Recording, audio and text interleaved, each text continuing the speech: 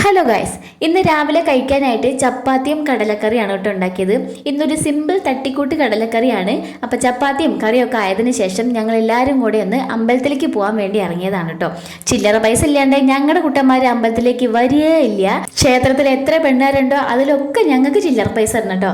അപ്പോൾ അമ്മ ചില്ലറ പൈസ ഇട്ട് വെക്കണ കുടുക്ക കിലുക്കി വന്നപ്പോഴേക്കും 3 ആൾ ഓടിപ്പോയിട്ട് അമ്മയുടെ 4 പുറം നിന്ന് ഉള്ള ചില്ലറ പൈസ അങ്ങനെ വാങ്ങിക്കൊണ്ട് വന്നിട്ടുണ്ട്.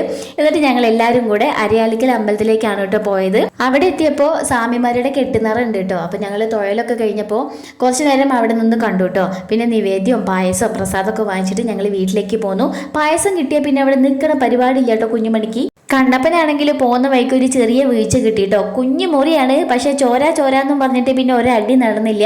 അങ്ങനെ അവനെ എടുത്തുകൊണ്ട് ഞങ്ങൾ വീട്ടിലെത്തി. പിന്നെ പായസം കഴിക്കേണ്ട തിരക്കായി. അങ്ങനെ നിവേദ്യവും പായസമൊക്കെ കഴിച്ചിട്ട് പിന്നെ ഉച്ചത്തേക്കുള്ള പരിപാടി നോക്കിട്ടോ.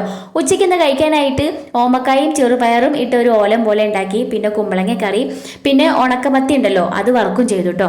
ഇന്ന് ഉച്ചയ്ക്കാണ് കേട്ടോ ഡാൻസ് ക്ലാസ് എടുത്തത്. അങ്ങനെ ശ്രീകുട്ടീനെ പറഞ്ഞു വിട്ടതിന് ശേഷം വൈകുന്നേരം ഞങ്ങളൊന്ന് കൂടാറുണ്ട്. ഇന്നിപ്പോൾ പെണ്ണുങ്ങളൊക്കെ നേരത്തെ എത്തി. ഞാനിന്ന് കുറച്ച് ലേറ്റായി. ഈ ഒരു വലിയ മരത്തിൻ്റെ ചോട്ടിൽ ഇരുന്നിട്ടാണ് ഞങ്ങൾ കഥ പറഞ്ഞുകൊണ്ടിരിക്കാറ്. ഇത് എന്ത് മരമാണെന്നൊന്നും അറിയില്ല കേട്ടോ. ഈ തല തൊട്ട് ആ തല വരെ ഞങ്ങൾ ഇങ്ങനെ മാറി ഇരിക്കാറുണ്ട്. എന്നിട്ട് ഇങ്ങനെ കഥ ഇങ്ങനെ പറഞ്ഞുകൊണ്ടിരിക്കും. സമയം പോകുന്നതേ അറിയില്ല കേട്ടോ. കുട്ടികൾ ഒരു ഭാഗത്തിരുന്ന് കളിക്കുന്നുണ്ടാവും. പിന്നെ കൊതുകടി വല്ലാതെ രൂക്ഷമായി തുടങ്ങിയാൽ ഞങ്ങൾ പതുക്കെ അവിടെ നിന്ന് എണീറ്റ് പോരും കേട്ടോ.